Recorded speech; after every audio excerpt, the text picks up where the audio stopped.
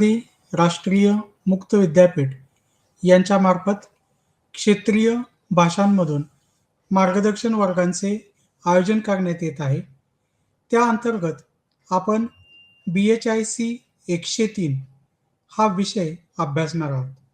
या विषयाच्या अंतर्गत history of India part second यामध्ये आज आपण 6वे unit the rise of Guptas किंवा गुप्त सत्तेचा उदय याचा आढावा घेणार आहोत.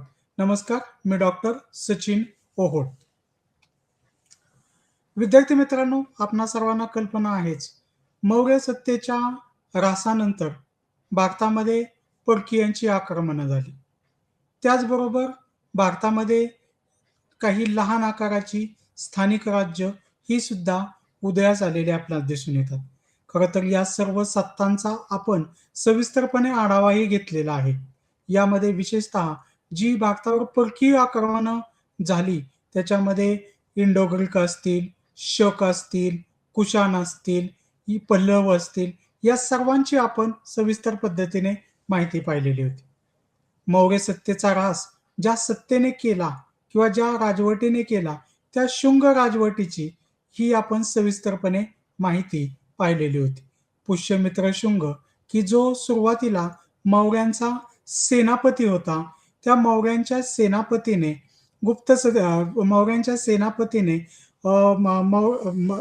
मौर्यांचा हस्त त्याने जो आहे तर तो घडवून आणला आणि अशा पद्धतीने जे आहेत तर ती भारतामधील मौर्य सत्ता ही अस्तंगात पावलेली आपणास दिसून येते आणि त्यानंतर त्या ठिकाणी शुंग सत्तेची स्थापना ही झालेली आपणास दिसून येते. शुंगानंतर कण्व असतील, कण्व यांच्यानंतर सातवाहन असतील, यांची राजवट ही निर्माण झालेली आपणास आढळून येते. या सर्व राजवटींचा सविस्तर आढावा आपण त्यावेळी घेतलेला आहे. त्यामधील राजे कोण आहेत, त्याचबरोबर त्यांची प्रशासन व्यवस्था, अर्थव्यवस्था, समाज व्यवस्था या सर्वांची आपण सविस्तरपणे चर्चा केलेली दिसून येते.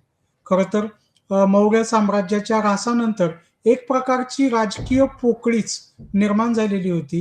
ही राजकीय पोकळी भरून काढण्याचं काम जर कोणी केलेलं असेल तर ते गुप्त साम्राज्याने केलेले आपणास दिसून येते. हे साम्राज्य साधारणतः 4थ्या शतकामध्ये उदयास आलेले होते. असे हे मोठे साम्राज्य म्हणजे गुप्त साम्राज्य होय. गुप्त साम्राज्याला काही इतिहासकार सुवर्णयुगाचा कालखंड असेही संबोधतात. कारण की गुप्त कालखंडामध्ये मोठ्या प्रमाणात साहित्यिक प्रगती झालेली होती. राजकीय, सामाजिक, धार्मिक, आर्थिक अशा वेगवेगळ्या क्षेत्रामध्ये गुप्त कालखंडामध्ये मोठ्या प्रमाणात प्रगती झालेली होती. या सर्व गोष्टींचा विचार केल्यानंतर प्रारंभिक भारताच्या इतिहासामध्ये गुप्त साम्राज्य हे फार महत्वाचे साम्राज्य असलेले आपणास दिसून येते. त्यामुळेच आज आपण या गुप्त साम्राज्याविषयीचा राजकीय इतिहास हा समजून घेणार आहोत. आजच्या या संपर्क सत्रामध्ये आपण गुप्तांचा राजकीय इतिहास हा समजून घेणार आहोत. तर यानंतरचं जे संपर्क सत्र असेल तर या संपर्क सत्रामध्ये आपण गुप्त कालखंडाचे प्रशासन, त्याच्यानंतर त्यांची सामाजिक व्यवस्था, धार्मिक व्यवस्था, आर्थिक व्यवस्था या सर्व गोष्टींची सविस्तरपणे चर्चा करणार आहोत. आजच्या या संपर्क सत्रामध्ये मात्र आपण गुप्त साम्राज्याच्या संदर्भामधली माहिती पाहणार आहोत.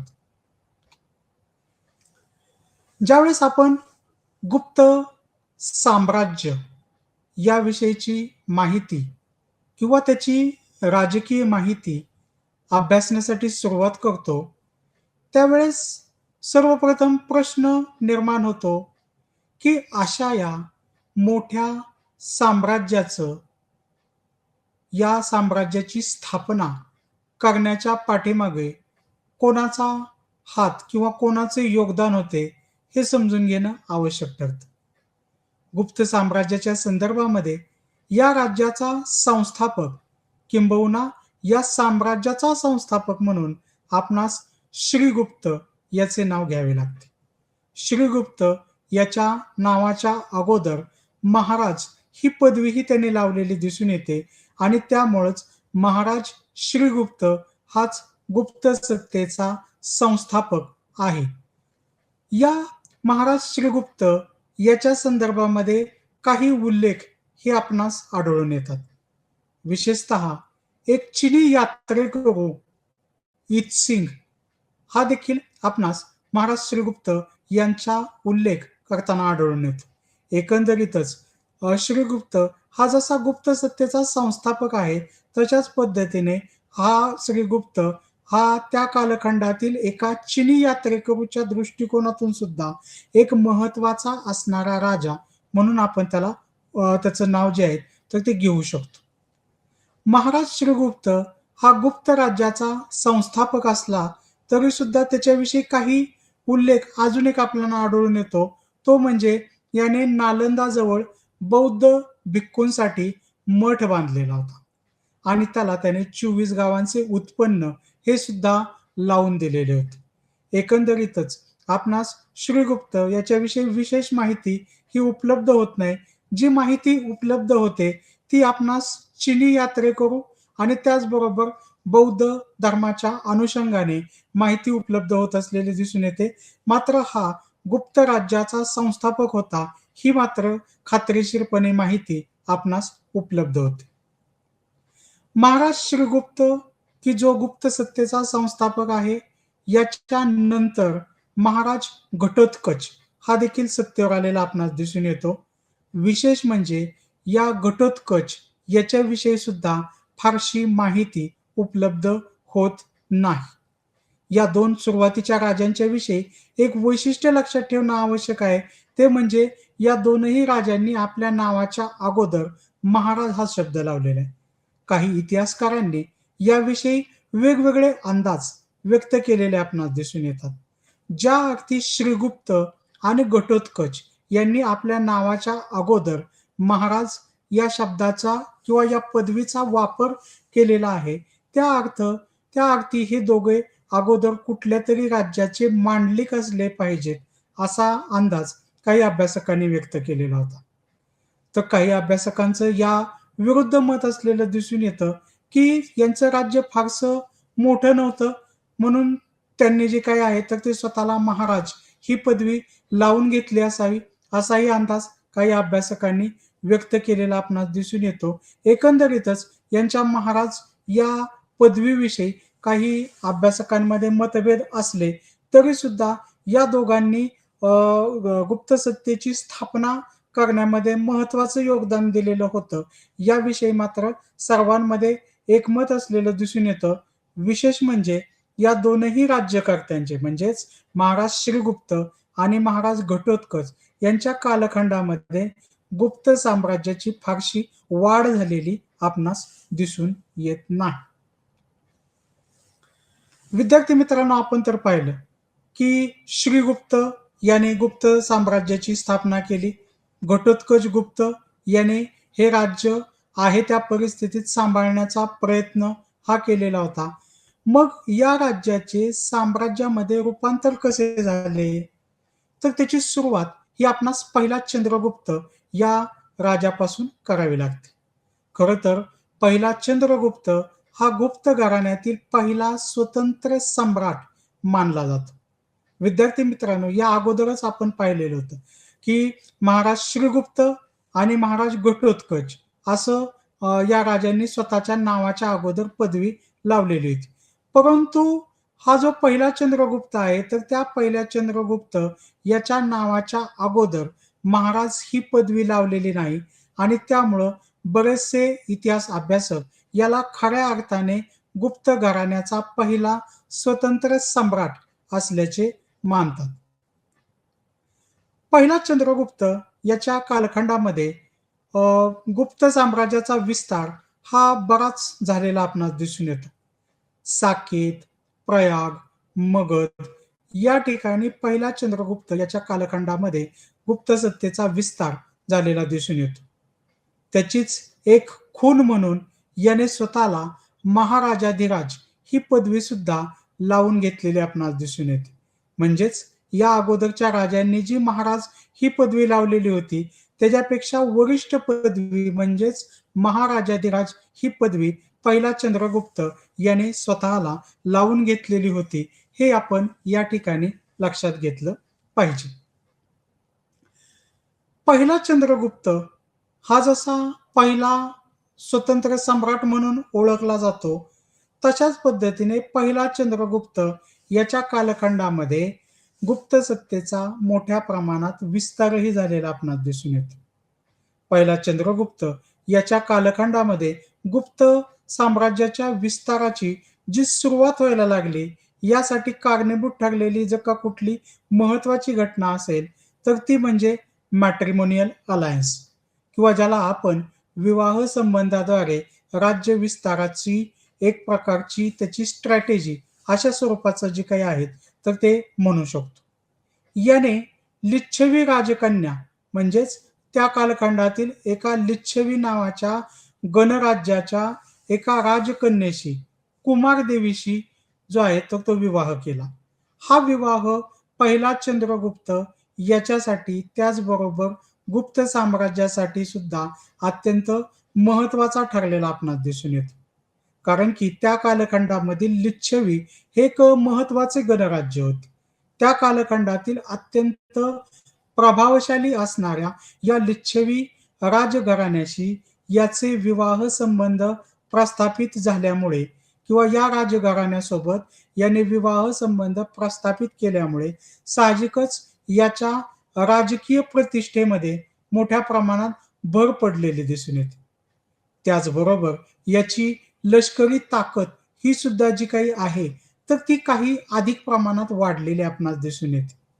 आणि त्यामुळेच याने जी स्वतःची नाणी सुरू केलेली होती, तर त्या नाण्यांवर एका बाजूला लिच्छवय अशा स्वरूपाचं जे काही आहेत, तर ते बिरुद हे सुद्धा त्याने जे काही आहे, तर ते लावलेले दिसून येते. थोडक्यात लिच्छवी हे राजघराणे याच्या दृष्टिकोनातून एवढे महत्त्वाचे होते, की त्याला आपल्या नाण्यांच्या चिन्हांमध्ये नाण्यांवर सुद्धा जे काही आहे, तर ते लिच्छवी यांचं नामाभिधान हे कोरावंसं वाटलं. यावरून लिच्छवी राजकन्या कुमारदेवी हिच्याशी झालेला त्याचा विवाह हे वैवाहिक संबंध त्याला त्याच्या राज्य विस्तारामध्ये किती मौलिक ठरले असतील याची आपणास कल्पना येऊ शकते. पहिला चंद्रगुप्त याचं आणखीन एक कार्य आपणास सांगता येऊ शकतं, ते म्हणजे याने सुरू केलेला गुप्त संवत. विद्यार्थी मित्रांनो, प्राचीन कालखंडापासून आपल्याकडे एक पद्धत असलेली दिसते. ती पद्धत म्हणजे ज्यावेळेस एखादा राजा आपल्या आयुष्यामधील महत्त्वाची घटना लोकांच्या लक्षात राहावी यासाठी स्वतःचं एक पंचांग किंवा स्वतःचं एक कॅलेंडर सुरू करत असे, तर त्यावेळेस ती गोष्ट साहजिकच लोकांच्या लक्षात राहत असे आणि लोकांच्या ही गोष्ट लक्षात राहावी यासाठी तो स्वतःचं एक कॅलेंडर सुरू करत असे. पहिला चंद्रगुप्त याने सुद्धा अशाच पद्धतीची स्वतःची एक कालगणना सुरू केलेली होती. त्याला आपण गुप्त संवत असं म्हणतो. इसवी सन 320 मध्ये पहिला चंद्रगुप्त याने गुप्त संवत नावाचा संवत किंवा एक प्रकारची कालगणना त्याने सुरू केलेली होती. कदाचित इसवी सन 320 हा त्याच्या कारकिर्दीचा पहिल्या चंद्रगुप्त याच्या कारकिर्दीचा एक महत्त्वाचा टप्पा असला पाहिजे. या टप्प्यामध्ये कदाचित त्याचा हा राज्याभिषेक सुद्धा त्याने जे आहे तर ते केलेला असला पाहिजे. या दिवशी त्याने स्वतःचा गुप्त संवत हा सुरू केलेला होता. यावरून या राजाच्या पराक्रमाची सुद्धा आपणास कल्पना येऊ शकते. ज्या अर्थी यांनी स्वतःची कालगणना सुरू केलेली होती, याचा अर्थ नक्कीच असा होतो, की हा जो राजा होता तर तो पराक्रमी होता. एकंदरीतच पहिला चंद्रगुप्त हा गुप्त घराण्यातील एक महत्त्वाचा राजा असलेला आपणास दिसून येतो आणि त्यामुळेच त्याला गुप्त घराण्यातील पहिला स्वतंत्र सम्राट असं सुद्धा म्हटलेलं दिसून येतं आणि अर्थातच त्याच्या या सम्राट पदापर्यंतच्या प्रवासामध्ये त्याला लिच्छवी घराण्याशी झालेले विवाह संबंध हे नक्कीच उपयुक्त ठरलेले आपणास आढळून येतात. यानंतर आपण माहिती पाहणार आहोत तर ते म्हणजे समुद्रगुप्त याची. चंद्रगुप्त पहिला याच्यानंतर समुद्रगुप्त हा एक पराक्रमी राजा सत्तेवर आलेला दिसून येतो. अर्थात चंद्रगुप्त पहिला याच्यानंतर हा लगेच सत्तेवर आलेला नव्हता. परंतु त्याच्यानंतर चंद्रगुप्तानंतर सत्तेवर आलेला राजा काचगुप्त हा तेवढासा पराक्रमी नसल्यामुळे समुद्रगुप्त हा सत्तेवर आलेला आपणास दिसून येतो. समुद्रगुप्त हा खऱ्या अर्थाने गुप्त साम्राज्यामधील सर्वात प्रभावशाली अशा स्वरूपाचा राजा राहिलेला आपणास दिसून येतो. समुद्रगुप्त या राजाची माहिती आपणास मिळवण्यासाठी वेगवेगळी साधने उपलब्ध असली तरी सुद्धा याच्यामध्ये अलाहाबाद प्रशस्ती हे एक महत्वाचं साधन असलेलं आपणास दिसून येतं. हरिसेन नावाच्या त्याच्या दरबारी लेखकाने समुद्रगुप्ताचे पराक्रम, समुद्रगुप्ताचे राजकीय पराक्रम हे नोंदवून ठेवलेले आहेत. ते ज्यावर नोंदवून ठेवलेले आहेत ती प्रशस्ती त्याला आपण अलाहाबाद प्रशस्ती असं म्हणतो. हरिसेन या त्याच्या दरबारी लेखकाने समुद्रगुप्ताच्या संदर्भामधील बऱ्याचशा त्याचे पराक्रम जे काही आहेत किंवा त्याच्या संपूर्ण पराक्रमांचा वृत्तांतच आपल्याला या अलाहाबाद प्रशस्तीमध्ये केलेला दिसून येतो. समुद्रगुप्ताने त्याच्या कारकिर्दीमध्ये गुप्त साम्राज्याचा फार मोठा राज्य विस्तार हा घडवून आणलेला होता. समुद्रगुप्ताच्या या पराक्रमांची माहिती ही आपणास या अलाहाबाद प्रशस्तीमध्ये उपलब्ध होत असलेली दिसून येते. त्यातील काही त्याच्या विजयांची माहिती किंवा चर्चा ही आपण या ठिकाणी करणार आहोत. सत्तेवर आल्यानंतर समुद्रगुप्ताने सर्वप्रथम 3 नागराजांचा पराभव हा केलेला दिसून येतो. या नागराजांचा पराभव केल्यामुळे साहजिकच याची कारकीर्द ही एक महत्वाच्या टप्प्यावर पोहोचलेली आपणास दिसून येते.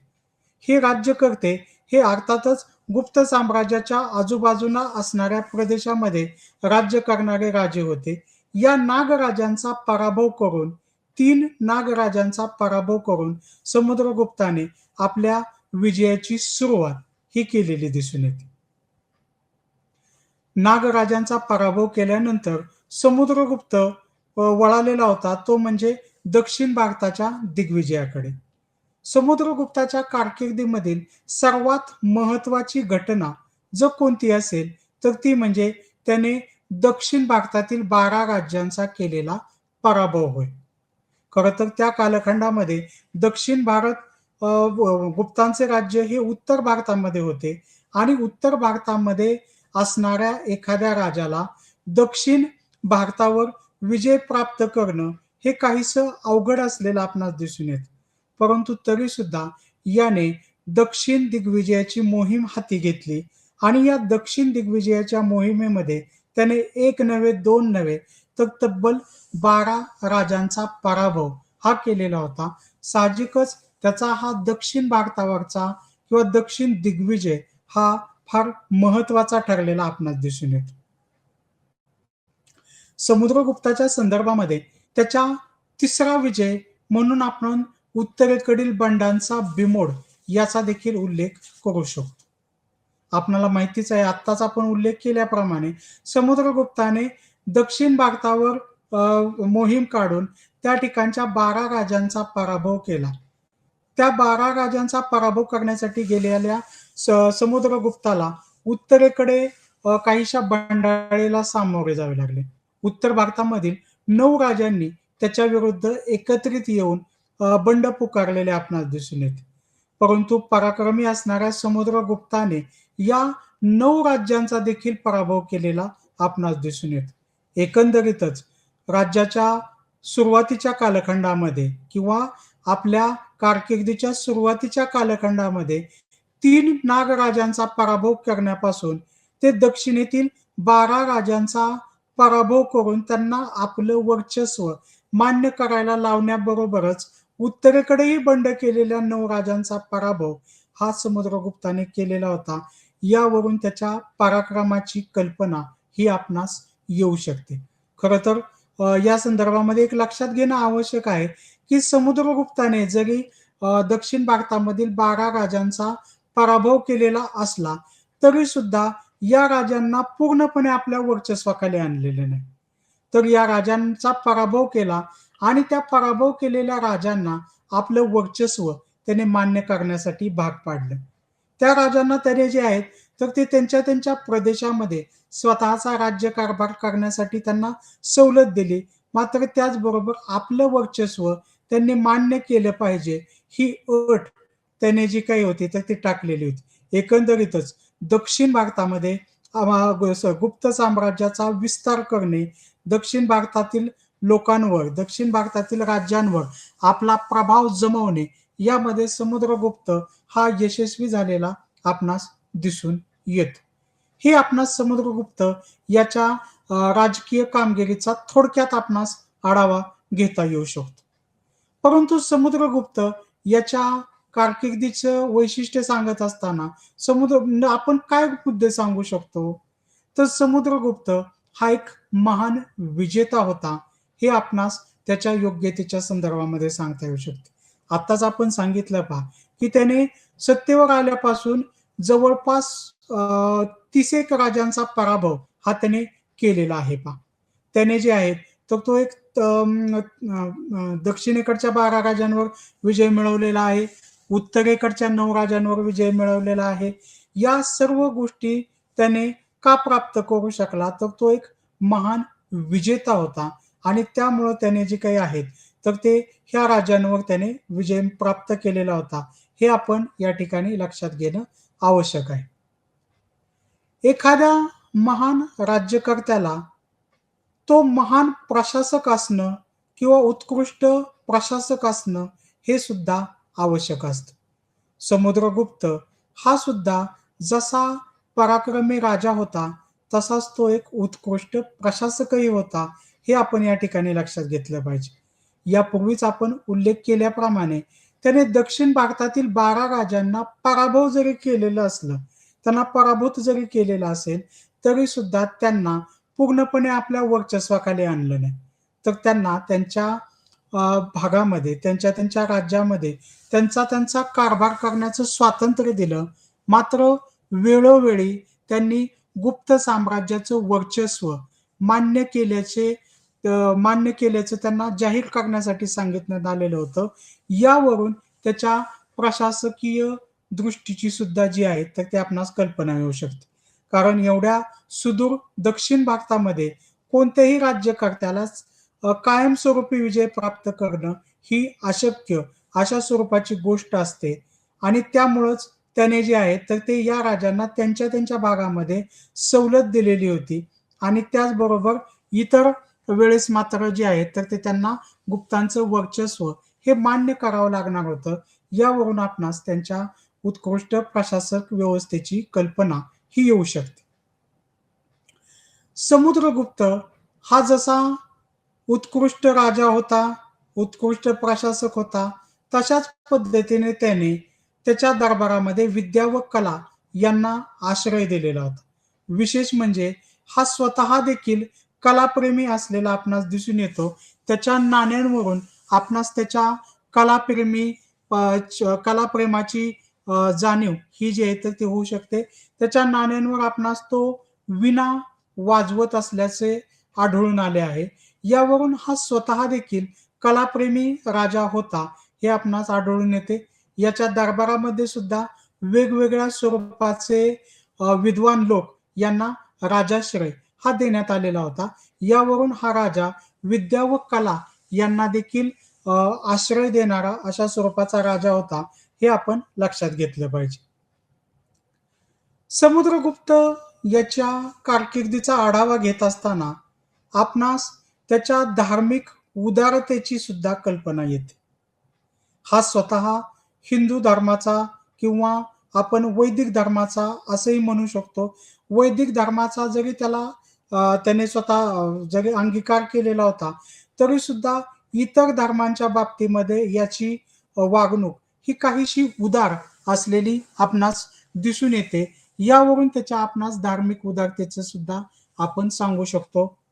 याच्या कालखंडामध्ये एकछत्री अंमल हा संपूर्ण भारतभर पसरलेला आपणास दिसून येतो.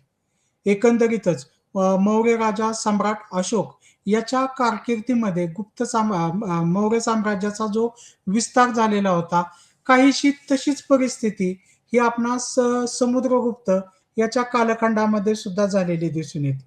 समुद्रगुप्ताच्या कालखंडामध्ये सुद्धा संपूर्ण भारताचा भारताचा बराचसा भाग जो काही आहे, तर तो गुप्त साम्राज्याच्या अधिपत्याखाली आलेला होता आणि त्यामुळं एकंदरीतच भारतावर एकछत्री अंमल प्रस्थापित करणाऱ्या ज्या काही मोजक्या अ, राजघराण्यातील व्यक्ती होऊन गेल्या, त्यामध्ये आपणास समुद्रगुप्त याचा समावेश करावा लागतो. समुद्रगुप्त याच्या या कामगिरीमुळेच काही युरोपीय इतिहासकारांनी त्याचा उल्लेख करताना तो भारताचा नेपोलियन होता, अशा स्वरूपाचा एक उल्लेख केलेला आपणास दिसून येतो. अर्थात समुद्रगुप्ताच्या कामगिरीमुळेच त्याला नेपोलियन सारख्या थोर सम्राटाची उपाधी जरी देण्यात आलेली असली, तरी काही अभ्यासकांचं मात्र याविषयी दुमत असलेलं दिसून येतं. त्यांचं मत असं आहे पहा, की समुद्रगुप्त हा अगोदरच्या कालखंडामध्ये होऊन गेलेला एक राजा आहे. तर नेपोलियन हा आधुनिक कालखंडातील राजा आहे. समुद्रगुप्त हा जर का प्रारंभिक कालखंडातील राजा आहे, तर असे असताना एका आधुनिक कालखंडातील राजाची उपमा त्याला कशी देता येऊ शकते? असा त्यांनी प्रश्न या ठिकाणी उपस्थित केलेला दिसून येतो, की एखाद्या वेळेस नेपोलियनला समुद्रगुप्त म्हणणं हे ठीक आहे. परंतु समुद्रगुप्ताला नेपोलियन म्हणणं हे संयुक्तिक ठरणार नाही, असे काही अभ्यासकांनी मत व्यक्त केलेलं दिसून येतं. त्याचबरोबर काही अभ्यासकांनी असंही मत मांडलेलं आहे, की नेपोलियनचा जो आहे तर तो पराभव झालेला होता. परंतु समुद्रगुप्त मात्र एकाही युद्धामध्ये पराभूत झालेला नव्हता. अशा वेळेस आपण समुद्रगुप्ताची तुलना ही युरोपातील नेपोलियन या थोर राजाशी करणं कितपत योग्य आहे, हा प्रश्न उपस्थित केला जातो. अर्थात प्रत्येक विद्वानांचं याविषयी वेगवेगळं मत असलं तरी याबाबतीत आपण हे लक्षात घेणं आवश्यक आहे विद्यार्थी मित्रांनो, की समुद्रगुप्त हा महान होताच आणि त्यामुळंच युरोपीय इतिहासकारांना सुद्धा त्याची तुलना ही नेपोलियनशी करावीशी वाटते. यावरून आपणास समुद्रगुप्त हा किती पराक्रमी राजा होता याची कल्पना येऊ शकते. एकंदरीतच गुप्त घराण्यामधील सर्वात पराक्रमी राजा म्हणून आपणास समुद्रगुप्त याचा उल्लेख हा करावा लागतो आणि त्याची माहिती आपणास अर्थातच अलाहाबाद प्रशस्तीतून मिळते आणि त्याचा दक्षिण दिग्विजय, उत्तरेतील बंड मोडून काढणे यासारख्या गोष्टींमुळं तो जो काही आहे तर तो महान राजा म्हणून ओळखला जात असलेला आपणास आढळून येतो. गुप्त याच्यानंतर आपणास पुढील पराक्रमी राजाची माहिती पाहायची आहे, ते म्हणजे चंद्रगुप्त दुसरा याच्या संदर्भामध्ये. समुद्रगुप्तानंतर लगेच चंद्रगुप्त दुसरा हा सत्तेवर आलेला नाही. समुद्रगुप्तानंतर त्याचा मुलगा रामगुप्त हा सत्तेवर आलेला होता. सुरुवातीच्या कालखंडामध्ये रामगुप्त हा सत्तेवर आला होता का नव्हता, अशा स्वरूपाचा प्रश्न हा निर्माण झालेला होता. मात्र अलीकडच्या कालखंडामध्ये जैन धर्माच्या अनुषंगाने एक शिलालेख उपलब्ध झालेला आहे आणि या उपलब्ध झालेल्या शिलालेखाच्या आधारावरून आता रामगुप्त हा समुद्रगुप्तानंतर सत्तेवर आला होता, अशा स्वरूपाचा अभ्यास हा पुढे आलेला आहे आणि त्यामुळं रामगुप्त सत्तेवर आला होता का नव्हता, हा प्रश्न हा आता बाजूला पडलेला आपणास दिसून येतो. चंद्रगुप्त दुसऱ्याच्या अगोदर रामगुप्त हा सत्तेवर आलेला होता. मग रामगुप्त सत्तेवर आलेला असतानाही त्यानंतर चंद्रगुप्त दुसरा हा सत्तेवर कसा आला? तर त्यासाठी आपणास जावं लागतं ते म्हणजे शक आक्रमणाच्या विरोधात. रुद्रसिंह या शक राजाविरुद्ध रामगुप्त किंवा गुप्त घराण्याचा संघर्ष झाला. या शकांविरुद्धच्या संघर्षामध्ये रामगुप्त याचा जबरदस्त पराभव झालेला आपणास दिसून येतो. या झालेल्या पराभवाच्या मुळे जे आहे तर ते रामगुप्ताला शक राजाविरुद्ध एक अपमानास्पद तह हा करावा लागलेला होता. काय होता तो अपमानास्पद तह? तर शक राजा रुद्रसिंह याने रामगुप्ताकडे अशी मागणी केली, की तुझी पत्नी ध्रुवदेवी ही माझ्याकडे पाठवून देण्यात यावी. आणि विशेष म्हणजे रामगुप्ताने सुद्धा त्याची ही अट मान्य केलेली आपणास दिसून येते. परंतु ही अट रामगुप्ताचा भाऊ चंद्रगुप्त दुसरा याला मान्य झाली नाही, की आपल्या घराण्यातील एक स्त्री दुसऱ्या राजाकडे आपण पाठवून देणं हे आपणासाठी शोभणार नाही, हे चंद्रगुप्त दुसरा याच्या लक्षात आले आणि त्यामुळे चंद्रगुप्त दुसरा हा आपल्या वहिनीच्या म्हणजे ध्रुवदेवीच्या वेशामध्ये शक राजाच्या दरबारामध्ये गेला आणि तिथं गेल्यानंतर त्याने शक राजा रुद्रसिंह याचा त्याने जो आहे तर तो खून केला आणि अशा पद्धतीने गुप्त राज्यावर आलेलं एक फार मोठं संकट त्याने जे आहे तर ते स्वतःच्या शौर्याने, स्वतःच्या पराक्रमाने, त्याचबरोबर स्वतःच्या बुद्धिचातुर्याच्या जोरावर त्याने ते पलटवून लावलं. यानंतर त्याने रामगुप्त याचीही हत्या केली आणि तो स्वतः जो आहे तर तो सत्तेवर आलेला आपणास दिसून येतो. एकंदरीतच चंद्रगुप्त दुसरा हा समुद्रगुप्तानंतर तात्काळ सत्तेवर आलेला राजा नाही, तर रामगुप्त हा राजा पराक्रमी नसल्यामुळे किंवा रामगुप्त हा तितकासा पराक्रमी राजा नव्हता. त्याच्या कारकिर्दीमध्ये गुप्तांना एक प्रकारचा मानहानिकारक तह हा स्वीकारावा लागलेला होता. तो तह झुगारून देण्याच्या उद्देशाने जो आहे तर तो चंद्रगुप्त दुसरा सत्तेवर आलेला दिसून येतो. चंद्रगुप्त दुसरा याच्या कारकिर्दीचा आढावा घेत असताना आपणास काही त्या संदर्भामधली माहिती ही सांगता येऊ शकते. आत्ताच आपण सांगितलं त्याप्रमाणे याचा पहिला संघर्ष किंवा याची पहिली टक्कर ही अर्थातच शकांशीच झालेली आपणास दिसून येते. शक राजा रुद्रसिंह याचा त्याने पराभव केला आणि त्याचबरोबर त्याचा पराभव केल्यामुळं साहजिकच भारतातील शकांची सत्ताही नष्ट झालेली आहे. त्याचबरोबर एक प्रकारे गुप्त घराण्यावर जो अपमानास्पद तह स्वीकारण्याची वेळ आलेली होती, त्यामधूनही गुप्त घराण्याची मुक्तता झालेली दिसून येते. आपल्या या विजयाप्रित्यर्थ त्याने स्वतःला एक पदवी लावून घेतलेली होती. त्या पदवीला त्याने शकारे असं म्हटलेलं होतं. शक अधिक अरी म्हणजे शकांचा शत्रू, अरी म्हणजे शत्रू, शकांचा अरी या अर्थी त्याने शकारी ही पदवी स्वतःला लावून घेतलेली होती. चंद्रगुप्त दुसरा याने जसा शकांचा पराभव केलेला होता, तसाच त्याने गणांचा सुद्धा पराभव केलेला होता. आपणास माहिती आहे मध्ययुगी प्राचीन कालखंडामध्ये गणराज्य हा सुद्धा एक प्रकारचा जो काही आहे, तर तो राज्याचा प्रकार अस्तित्वात असलेला आपणास दिसून येतो. चंद्रगुप्त स्वतःला गणारी ही सुद्धा पदवी लावून घेतलेली आपणास दिसून येते. चंद्रगुप्त दुसरा यानेच देखील वैवाहिक संबंधांच्या द्वारे आपल्या राज्याचा विस्तार केलेला दिसून येतो. या अगोदरच्या कालखंडामध्ये आपण पाहिलं की चंद्रगुप्त पहिला याने सुद्धा जे आहेत तर ते वैवाहिक संबंधांच्या द्वारे आपलं राज्य विस्तार करण्याचा किंवा आपल्या राज्याच्या राजकीय प्रतिष्ठेमध्ये भर घालण्याचा प्रयत्न केलेला होता. चंद्रगुप्त पहिला याने लिच्छवी राजघराण्याशी विवाह संबंध प्रस्थापित करून गुप्त सत्तेला एक प्रकारची प्रतिष्ठा प्राप्त करून दिलेली होती. तर चंद्रगुप्त दुसरा याने नाग आणि वाकाटक या राजघराण्याशी याने जे आहे तर ते विवाह संबंध प्रस्थापित करून एक प्रकारे गुप्त सत्तेला जे आहेत तर ते राजकीय वलय प्राप्त करून देण्याचा प्रयत्न केलेला होता. याने स्वतः कुबेर नाग या राजकन्याशी विवाह केलेला होता. तर तिच्याशी तर तिच्याशी विवाह केल्यानंतर जी मुलगी झालेली होती तर तिचा विवाह त्याने वाकाटक राजघराण्यातील राजाशी केलेला होता. प्रभावती गुप्ता नावाची जी त्याची कन्या होती तिचा विवाह त्याने वाकाटक राजपुत्राशी जो होता तर तो केलेला होता. पुढील कालखंडामध्ये ज्यावेळेस वाकाटक राजाचं निधन झालं त्यानंतर प्रभावती गुप्ता ही जी आहे तर तीच वाकाटक घराण्याची राज्यकर्ती बनलेली होती. या राज्यकर्तीनेच वाकाटक घराण्याची सत्ता ही सुद्धा सांभाळलेली होती, त्याचा विस्तार केलेला होता. तो चंद्रगुप्त दुसरा याच्या मदतीनेच केलेला होता.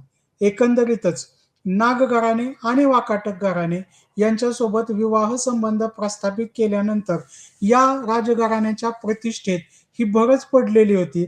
पुढील काळात तर वाकाटक घराण्याची सत्ता ही सुद्धा याच्या मुलीच्या वतीनेच पाहिली जात होती. म्हणजे एकंदरीतच गुप्तांच्या नियंत्रणाखालीच किंवा गुप्तांच्या मार्गदर्शनाखालीच ही सत्ता पाहिली जात असल्यामुळं ती एक प्रकारे गुप्तांचीच सत्ता होती, असंही आपण त्या संदर्भामध्ये म्हणू शकतो. समुद्रगुप्ताप्रमाणे चंद्रगुप्त दुसरा हा सुद्धा एक पराक्रमीच राजा किंवा प्रबळ राजा असलेला आपणास दिसून येतो. त्यामुळे चंद्रगुप्त दुसरा याची योग्यता सांगत असताना किंवा त्याच्या कारकिर्दीचं मूल्यमापन करत असताना आपण हेच सांगू शकतो, की हा सुद्धा जो काही आहे, तो एक प्रबळ राजा असलेला आपणास दिसून येतो पहा. जसा तो प्रबळ राजा होता, तसाच तो कुशल प्रशासकही होता. हेही अर्थातच त्याच्या संदर्भामध्ये सांगावं लागतं. विशेष म्हणजे याने देखील विद्या व कलांना आपल्या दरबारामध्ये राजाश्रय दिलेला होता. खरं तर चंद्रगुप्त दुसरा हा त्याच्या नवरत्न साठी जो आहे तो प्रसिद्ध असलेला आपणास दिसून येतो. पुढील कालखंडामध्ये मध्ययुगीन कालखंडामध्ये जसं सम्राट अकबराच्या दरबारामध्ये नवरत्न होती, तशाच पद्धतीने चंद्रगुप्त दुसरा याच्या राज्यामध्ये सुद्धा आपणास नवरत्न असलेले आपणास दिसून येतात. याच्या नवरत्नामधला प्रसिद्ध कवी किंवा ज्याला आपण प्रसिद्ध संस्कृत महाकवी असं म्हणतो, तो म्हणजे कालिदास. तो कालिदास याच्या दरबारामध्ये असलेला आपणास दिसून येतो. यावरून याच्या नवरत्न दरबारातील रत्नांची कल्पना ही आपणास येऊ शकते. विद्यार्थी मित्रांनो, कालिदास यांना संस्कृत साहित्यामध्ये अत्यंत मानाचे स्थान असलेले आपणास दिसून येते. विशेषतः संस्कृत नाटक असतील किंवा संस्कृतमधील काही काव्य असतील यांच्या निर्मितीमध्ये सम्राट यांच्या निर्मितीमध्ये कालिदास यांचं योगदान हे फार मोठं असलेलं दिसून येतं आणि सम्राट चंद्रगुप्त दुसरा यांच्या दरबारामध्ये अशा स्वरूपाचा एवढा विद्वान व्यक्ती होता. यावरून आपणास चंद्रगुप्त दुसरा याच्या दरबाराची कल्पना, त्या दरबारातील विद्या व कलांना देण्यात येत असलेला राजाश्रय याची सुद्धा कल्पना येऊ शकते. विशेष म्हणजे चंद्रगुप्त दुसरा याच्या दरबारामध्ये एक चीनी प्रवासी तो सुद्धा येऊन गेलेला होता. त्याचं नाव फा हियान हा होता पहा. हा तोच फा हियान आहे, की ज्याने जो मौर्यांचा राजवाडा आहे, तर तो चंद्रगुप्त दुसरा याच्या कारकिर्दीमध्ये सुरक्षित आहे, अशा स्वरूपाचं विधान हे केलेलं होतं. तर तोच हा फा हियान असलेला आपणास आढळून येतो आणि यावरून आपणास हेही लक्षात येऊ शकतं, की बाबा चंद्रगुप्त दुसरा याच्या कारकिर्दीमध्ये फक्त राज्य विस्तारच झालेला नाही, प्रशासनाचीच व्यवस्थित बैठक बसवली गेलेली नव्हती, तर विद्या आणि कला आणि त्याचबरोबर बाहेरून येणाऱ्या व्यक्तीचा सुद्धा आदरातिथ्य करून त्यांना आपल्या दरबारामध्ये आणण्याचा प्रयत्न हा कशा प्रकारे केला जात होता, हे देखील आपणास लक्षात येऊ शकतं. यानंतर आपण पुढच्या राजाची माहिती पाहणार आहोत, तो म्हणजे पहिला कुमारगुप्त. पहिला कुमारगुप्त याची कारकीर्द किंवा याच्या कारकिर्दीचं वैशिष्ट्य आपण एका वाक्यात किंवा एका शब्दात असं सांगू शकतो, ती म्हणजे याची कारकीर्द ही अत्यंत शांततामय असणारी कारकीर्द आहे. याने सुमारे 40 वर्ष राज्य केलं, परंतु या 40 वर्षाच्या कारकिर्दीमध्ये याला फारशा संघर्षाला सामोरे जावे लागलेले आपणास आढळून येत नाही.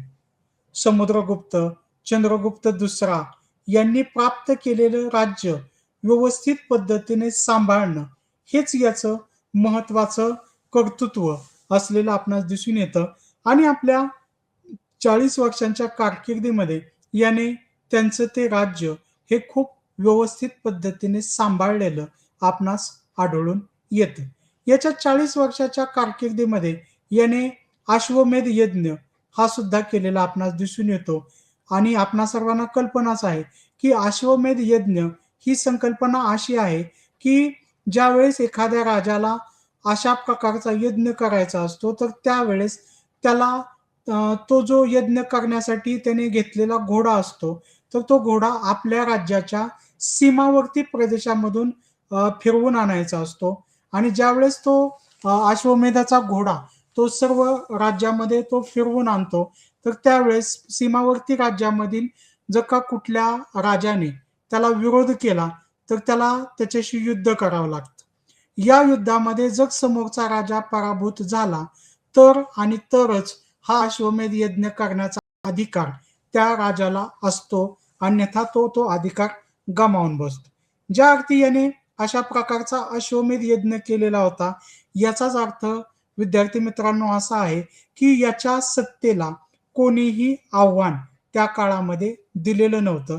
यावरून याच्या पराक्रमाची कल्पना ही आपणास येऊ शकते. पहिला कुमारगुप्त हा देखील आपणास अ, वैदिक परंपरेचा अनुयायी असलेला दिसून येतो. विशेष म्हणजे हा कार्तिकेयाचा उपासक होता. परंतु तरीसुद्धा गुप्तांच्या परंपरेला अनुसरूनच याने इतरांनाही समानतेने वागणूक दिलेली होती, असं त्याच्या संदर्भामध्ये उल्लेख आपणास प्राप्त होतात. या अगोदर आपण उल्लेख केल्याप्रमाणे, की पहिला कुमारगुप्त याची कारकीर्द ही काहीशी शांततेची असली तरी त्याच्या कारकिर्दीच्या शेवटी भारतामध्ये आपणास पुष्यमित्र या टोळ्यांचे आक्रमण झालेले आपणास दिसून येते. या पुष्यमित्र टोळ्यांच्या आक्रमणाचा बंदोबस्त करण्याची जबाबदारी याने आपल्या मुलावर म्हणजे स्कंदगुप्त या गुप्त राजावर सोपवलेली दिसून येते. अर्थात स्कंदगुप्त हा त्यावेळेस राजा नाही, तर तो युवराज आहे. परंतु त्या युवराजावर त्याने ही जबाबदारी सोपवलेली दिसून येते आणि विशेष म्हणजे स्कंदगुप्त याने सुद्धा ही जबाबदारी व्यवस्थित पद्धतीने पार पाडलेली दिसून येते.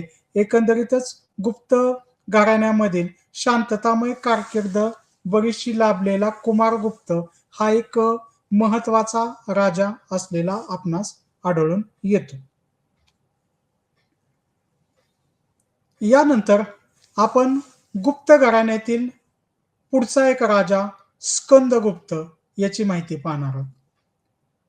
आपण या अगोदरच पाहिलं, की पहिला कुमारगुप्त याच्या कालखंडामध्ये पुष्यमित्र या टोळ्यांचे आक्रमण झालेले होते आणि पुष्यमित्र या टोळ्यांच्या आक्रमणाचा बंदोबस्त करण्याची जबाबदारी कुमारगुप्त याने स्कंदगुप्त या आपल्या मुलावर दिलेली होती. साहजिकच या पुष्यमित्र या टोळ्यांचा बंदोबस्त करण्यासाठी ज्यावेळेस स्कंदगुप्त गेलेला होता, तर त्यावेळेस त्याने जे आहे तर ते तिकडे त्यांचा पराभव केला. मात्र परत येत असतानाच जे आहे तर ते त्याला आपल्या पित्याच्या निधनाची वार्ता ही सुद्धा प्राप्त झालेली होती आणि त्याच वेळेस स्कंदगुप्त याचा सावत्र भाऊ पुरगुप्त याने आपली सत्ता ही प्राप्त केलेली होती. तो सत्तेवर बसलेला होता. साहजिकच आपली सत्ता प्राप्त करण्यासाठी याला त्याचा सावत्र भाऊ पुरगुप्त याच्याशी संघर्ष करावा लागला आणि या संघर्षामधून मग शेवटी तो यशस्वी झाला आणि सत्तेवर आलेला आपणास दिसून येतो. स्कंदगुप्त याच्या कारकिर्दीचं एक वैशिष्ट्य आपल्याला सांगता येऊ शकतं. ते म्हणजे स्कंदगुप्ताच्या कारकिर्दीमध्ये हून या परकीय आक्रमकांचा झालेला हल्ला. खरं तर हून हे एक प्रकारचे रानटी आक्रमक अशा स्वरूपाचा त्यांचा उल्लेख हा करण्यात येतो पहा.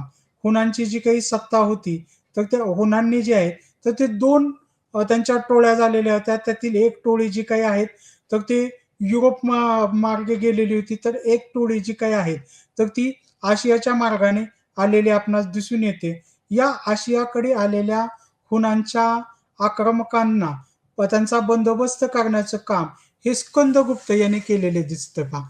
हुन आक्रमक हे जे आहेत तर त्यांचा उल्लेख हा एखाद्या टोळधाडीप्रमाणे आपणास करावा लागतो.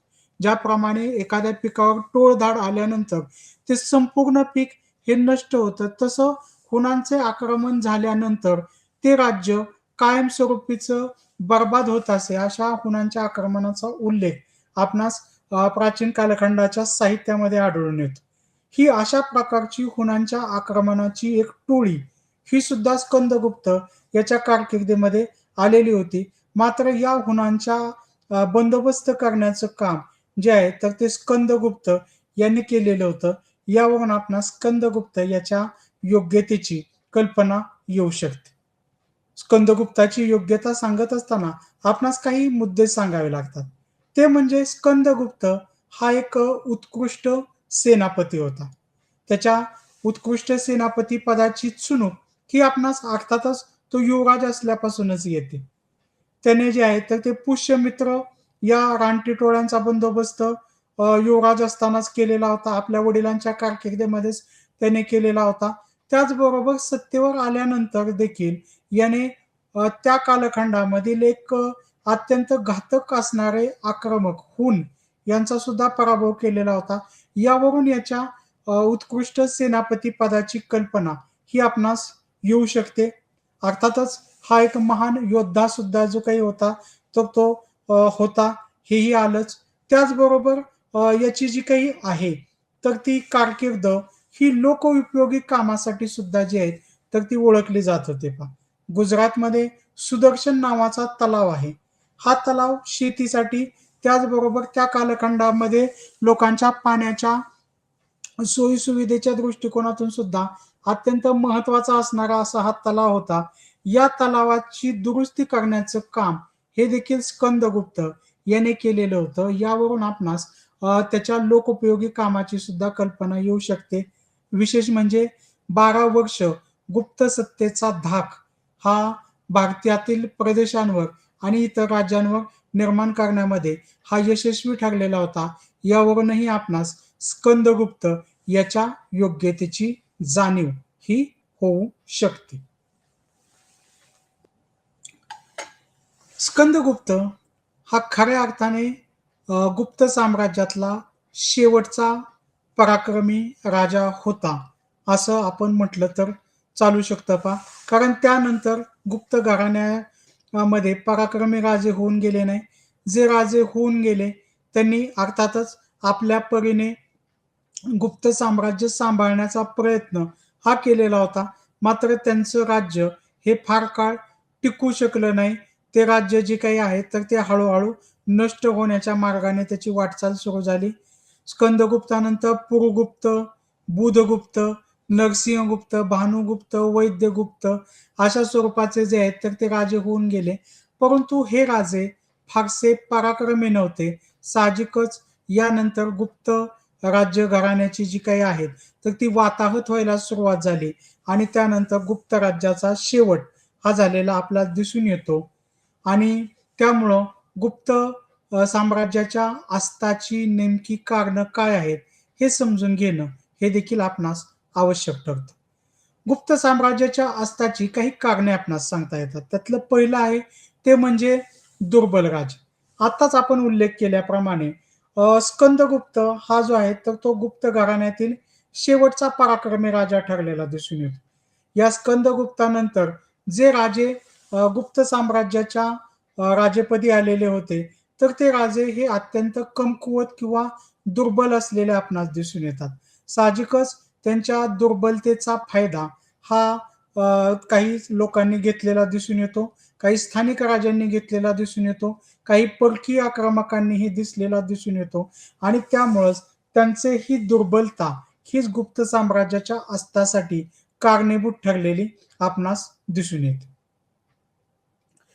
त्यानंतरचा पुढचा मुद्दा आपणास गुप्त साम्राज्याच्या अस्ताच्या संदर्भात सांगता येतो, तो म्हणजे परकीयांचे आक्रमण. गुप्त साम्राज्याचा आढावा घेत असताना आपणास वेळोवेळी असे जाणवते, की या गुप्त साम्राज्यावर प्रत्येक वेळीस बाहेरून परकीय आक्रमक झालेले दिसतात.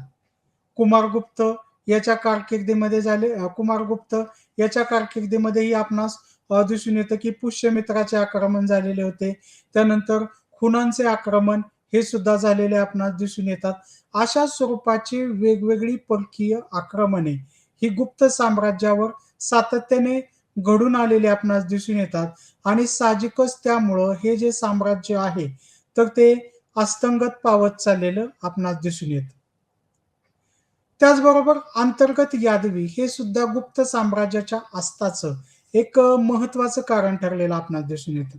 विशेषतः विद्यार्थी मित्रांनो लक्षात घ्या, की ज्या वेळेस एखाद्या पराक्रमी राजाचा मृत्यू झालेला आहे, तर त्या पराक्रमी राजाच्या मृत्यूनंतर आपणास एखादा दुर्बल राजा हा सत्तेवर आलेला होता आणि या दुर्बल राजाला हटवून मग पुन्हा एखादा पराक्रमी व्यक्ती हा सत्ताधीश झालेला आपणास दिसून येतो. त्याची अनेक उदाहरणे आपणास सांगता येऊ शकतात. अगदी चंद्रगुप्त पहिला याच्या मृत्यूनंतर सुद्धा डायरेक्ट समुद्रगुप्त हा पराक्रमी राजा सत्तेवर आलेला नाही. तर त्याला सुद्धा जे काही आहे, तर ते आपल्या अगोदरच्या दुर्बल राजाचा पराभव करून किंवा त्याला जो आहे, तर ते बाजूला करून सत्ता प्राप्त करावी लागलेली आहे. समुद्रगुप्तानंतर सुद्धा रामगुप्त नावाचा एक दुर्बल राजा सत्तेवर आलेला आहे, की जो आपलं राज्य वाचवण्यासाठी आपली पत्नी एका विरोधकाच्या हाती सोपवण्यासाठी सुद्धा तयार झालेला होता.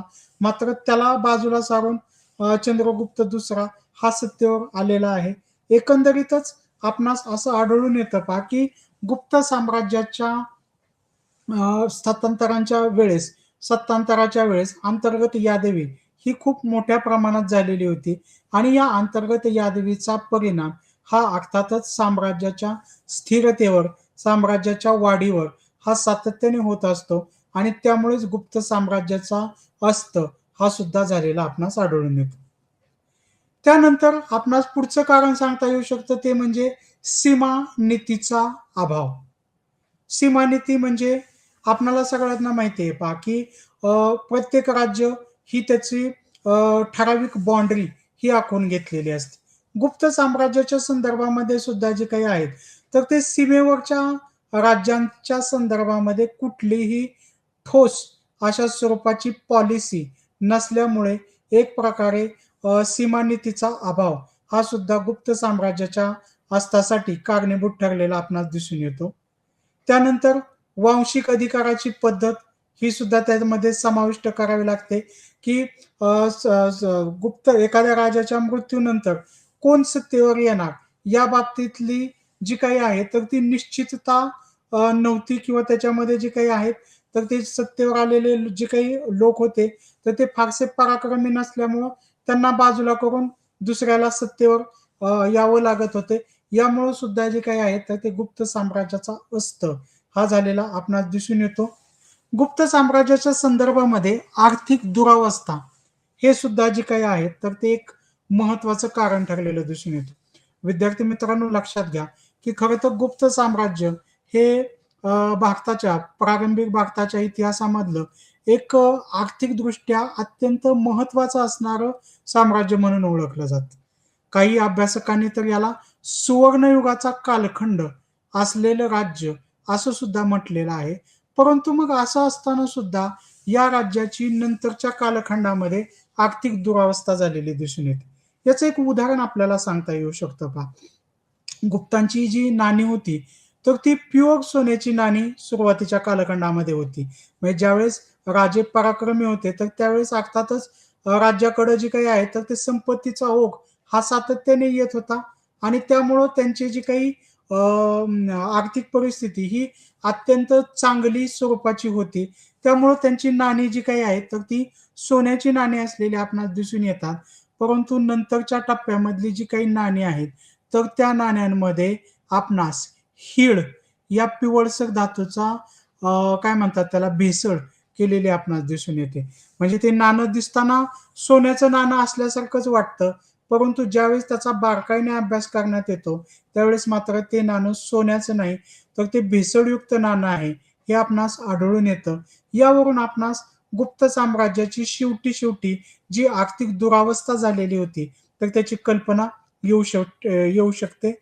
त्याच्यानंतर काही गुप्त राज्यकर्त्यांनी आपण पाहिलं पहा, की मॅट्रिमोनियल अलायन्सच्या माध्यमातून वैवाहिक संबंधांच्या द्वारे आपली राजकीय प्रतिष्ठा वाढवण्याचा प्रयत्न केलेला होता. परंतु सर्वच गुप्त साम्राज्याच्या राजांनी ही पॉलिसी चांगल्या प्रकारे सांभाळली नाही आणि त्यामुळं सुद्धा जे काही आहे, तर ते गुप्त साम्राज्याचा जो प्रभाव होता, तर तो प्रभाव फारसा राहिलेला आपल्याला दिसून येत नाही पहा. त्यामध्ये चंद्रगुप्त पहिला असेल किंवा चंद्रगुप्त दुसरा असेल, या दोघांनीही वैवाहिक संबंधांच्या द्वारे आपलं राज्य, आपली प्रतिष्ठा ही वाढवण्यासाठी मोठं योगदान हे दिलेलं होतं. इतर राज्यकर्त्यांना मात्र अशा स्वरूपाच्या वैवाहिक संबंधांच्या द्वारे आपल्या राज्य वृद्धिंगत करायचं असतं. याविषयी फारशी आस्था किंवा याविषयीचं फारसं त्यांनी गोष्ट केली नाही आणि त्यामुळे सुद्धा जे काही आहे तर ते गुप्त साम्राज्याची प्रतिष्ठा ही लयास जाऊन एक प्रकारे तेही साम्राज्य लयास गेलेलं आपणास दिसून येतं. त्यानंतर जहागिरी देण्याची पद्धत ही गुप्त साम्राज्याच्या अस्तासाठी सर्वात महत्वाचं कारण ठरलेलं हे सुद्धा दिसून येतं पहा. यामुळं साहजिकच साम्राज्याची असणारी जमीन आणि त्याचबरोबर त्यांची असणारी आर्थिक संपत्ती ही सुद्धा कमी झालेली होती. त्याचबरोबर हे जे जहागीर घेतलेले लोक असतात तर त्यांच्याकडं सैन्याची व्यवस्था करण्याची जबाबदारी असते. परंतु जे लोकांनी गुप्त साम्राज्याकडून जहागिरी तर प्राप्त करून घेतल्याच, परंतु त्या मोबदल्यामध्ये तेवढे सैन्य हे त्यांनी बाळगले नाही आणि त्यामुळे ज्या ज्या वेळेस संकट उभा राहिलं तर त्यावेळेस सैनिकी मदत किंवा लष्करी मदत यांच्याकडून प्राप्त होऊ शकली नाही आणि त्यामुळे सुद्धा गुप्त साम्राज्याचा अस्त झालेला आपणास दिसून येतो. एकंदरीतच विद्यार्थी मित्रांनो, आजच्या आपण या मार्गदर्शन सत्रामध्ये आपणास गुप्त साम्राज्याच्या संदर्भामध्ये आपण त्याचा राजकीय इतिहास हा समजून घेण्याचा प्रयत्न केला. त्यामध्ये सुरुवातीच्या 2 राजांच्या संदर्भामध्ये आपण अशी माहिती सांगितली पहा, की श्रीगुप्त हा संस्थापक राजा होता. घटोत्कच हा सुद्धा जो काही आहे तर तो त्यानंतर आलेला राजा होता. हे दोघंही राजे फारसे पराक्रमी नसले तरी सुद्धा एक प्रकारे गुप्त सत्तेची मुहूर्तमेढ रोवण्याचं काम हे या दोघांनी केलेलं होतं. हे दोघेही कोणाच्या तरी वर्चस्वाखाली असावेत हा अभ्यासकांचा अंदाज आहे. त्याला कारण अर्थातच दोघांनी आपल्या नावाच्या अगोदर जी महाराज ही पदवी लावलेली आहे त्यावरून काही अभ्यासकांनी हा अंदाज व्यक्त केलेला आहे. अर्थात त्यामध्येही काही मतभेद हे अर्थातच असलेले दिसून येतात. खऱ्या अर्थाने गुप्त साम्राज्याचा विस्तार करणारा पहिला स्वतंत्र सम्राट म्हणून आपणास पहिला चंद्रगुप्त याचा उल्लेख करावा लागतो. पहिला चंद्रगुप्त हा त्याच्या 2-3 गोष्टींसाठी प्रसिद्ध असलेला दिसून येतो. एक म्हणजे त्याने राज्याचा केलेला विस्तार, दुसरं म्हणजे त्याचं मॅट्रिमोनियल अलायन्स आणि त्याने सुरू केलेलं गुप्त संवत. यावरून हा राजा पराक्रमी असलेला आपणास दिसून येतो. यानंतरचा सर्वात पराक्रमी राजा म्हणून आपणास समुद्रगुप्ताचा उल्लेख हा करावा लागतो. हरिसेन याने जी अलाहाबाद प्रशस्ती कोरून ठेवलेली आहे त्यामधून आपणास समुद्रगुप्ताच्या दक्षिण दिग्विजय, उत्तरेकडे बंड मोडून काढणे किंवा नागराजांचे पराभव या सर्वांची कल्पना येते. त्याचबरोबर त्याच्या प्रशासन व्यवस्थेची, त्याच्या विद्या व कलांच्या चाहतेपणाची, धार्मिक उदारतेची अशी कल्पना आपणास येऊ शकते. विशेष म्हणजे त्याची जी तुलना युरोपीय इतिहासकारांनी नेपोलियनशी केलेली आहे त्याविषयी सुद्धा बरेचसे मतभेद असलेले आपणास आढळून येतात. चंद्रगुप्त दुसरा हाही खऱ्या अर्थाने एक पराक्रमी राजा आहे. त्याचबरोबर गुप्त सत्तेवर जे आलेलं संकट होतं ते निवारण्याचं एक महत्वाचं काम सुद्धा याने केलेलं होतं. हे आपण या संदर्भामध्ये लक्षात घेतलं पाहिजे.